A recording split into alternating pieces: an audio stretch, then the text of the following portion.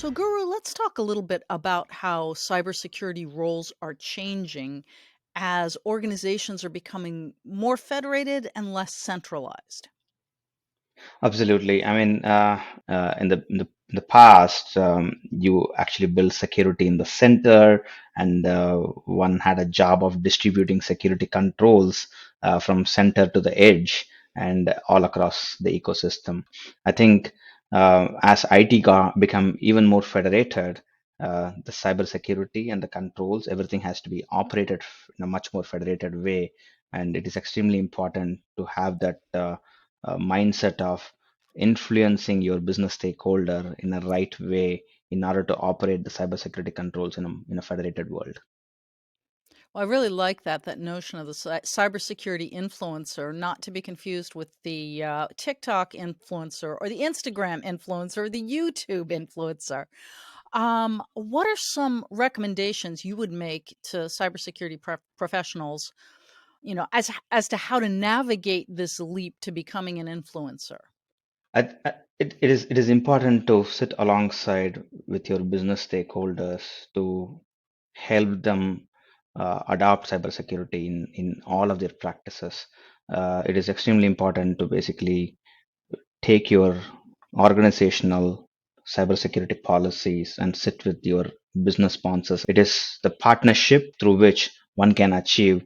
How do you drive cybersecurity as a priority in the process of business building their priorities in building the products and the data that are revenue and the organization customer oriented, but by adding the cyber angle to it, it elevates the product even further in making it even more secure for the customers and for ourselves.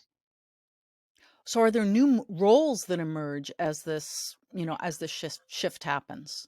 Of course, I'm sure many organizations are adopting business information security officer.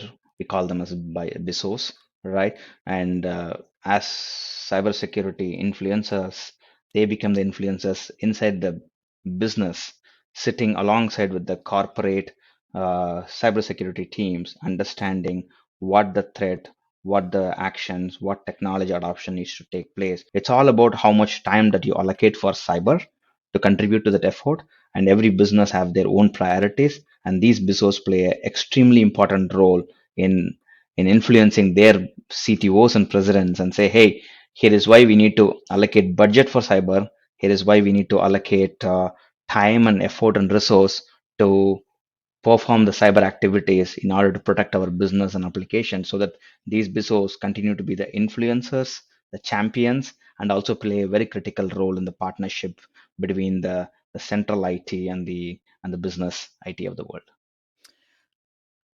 And what characteristics or skills or experience do you look for when you look for people who could become Bezos or who are Bezos?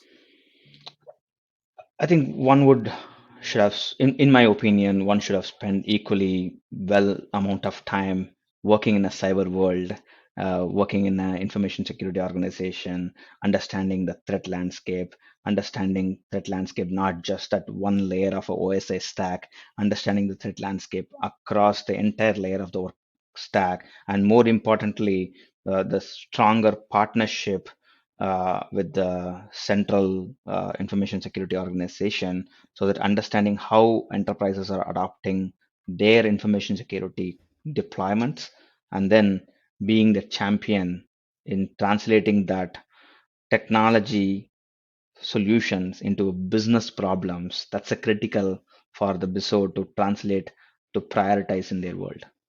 They're on the perfect bridge. They have to also give value and the weightage to the cyber work. They also have to understand the business priorities, and then they have to figure out a way where to influence and how to prioritize and how to elevate the cybersecurity priority in their business organization, and how to get the funding and support and resources to do the work.